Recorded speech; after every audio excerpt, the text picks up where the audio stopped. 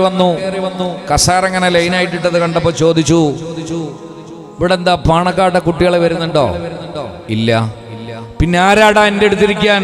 കസാര എടുത്ത് മുന്നോട്ടിട് എന്ന് പറഞ്ഞ മഹാനായ ശംസുൽ ഉലമാഇ ഖദ്ദസല്ലാഹു സിർറഹുൽ അസീസ് തങ്ങൾ, അത് പറയാനുള്ള ആ ഒരു കരുത്ത്, ആ ഒരു ആർജവം, അതിലപ്പുറത്ത് മഹാന്മാരായ സയ്യിദന്മാർ അവരോട് ശംസുൽ ഉലമാ തങ്ങൾ കാണിച്ച ബഹുമാനം, പ്രത്യേകിച്ച് മഹാന്മാരായ പാണക്കാട് സയ്യിദന്മാർ അവരോട് അവർ കാണിച്ച ബഹുമാനം.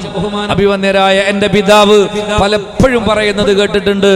മഹാനായ ശംസുൽ ഉലമാ തങ്ങളുടെ ആദ്യ ഭാര്യ മരണപ്പെട്ട സമയത്ത് ശംസുൽ ഉലമ അടക്കമുള്ള ആലിമീങ്ങൾ മുഴുവനുമുണ്ട്. അഭിവന്യരായ എന്റെ പിതാവും അവിടെ നിസ്കാരത്തിന് ചെന്നിട്ടുണ്ട്. ആളുകൾ ഇങ്ങനെ തിങ്ങി നിറഞ്ഞു നിൽക്കുന്ന സമയം മഹാനായ സയ്യിദ് മുഹമ്മദ് അലി ശിഹാബ് തങ്ങളുടെ വരവും കാത്തിരിക്കുകയാണ്. വല്ലാതെ ലേറ്റായി. അവസാന സമയത്ത് വിളിച്ചപ്പോ കൊണ്ടോട്ടി എത്തിയിട്ടേ ഉള്ളൂ എന്ന് പറയുമ്പോ ശംസുൽ ഉലമാ തങ്ങളോട് ചെന്നിട്ട് ആളുകൾ പറഞ്ഞ, ആരോ അടുപ്പക്കാരായ ആള് പറഞ്ഞത്രേ, തങ്ങൾ കൊണ്ടോട്ടി എത്തിയിട്ടേ ഉള്ളൂ, നമുക്ക് നിസ്കരിച്ചൂടെ?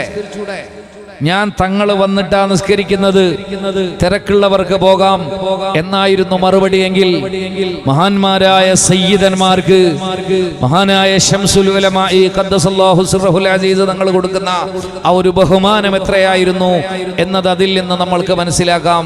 അതുകൊണ്ട് മുഅ്മിനെ നാവിനെ നിയന്ത്രിക്കണം. ഒരു മനുഷ്യന്റെ ഖൽബിൽ എന്താണോ ഉള്ളത്, നമ്മൾ പറയും മനുഷ്യനെ ചൂഴ്ന്നു നോക്കാൻ പറ്റില്ല എന്ന് പറയലുണ്ട്. ചൂഴ്ന്നു നോക്കിയൊന്നും വേണ്ട. ഒരാളുടെ നാവിലൂടെ എന്താണോ വരുന്നത് അത് അവന്റെ ഖൽബിലുള്ളതാ. ഒരാളുടെ നാവിലൂടെ എന്താണോ പുറത്തു വരുന്നത് അത് അവന്റെ ഖൽബിലുള്ളതാ.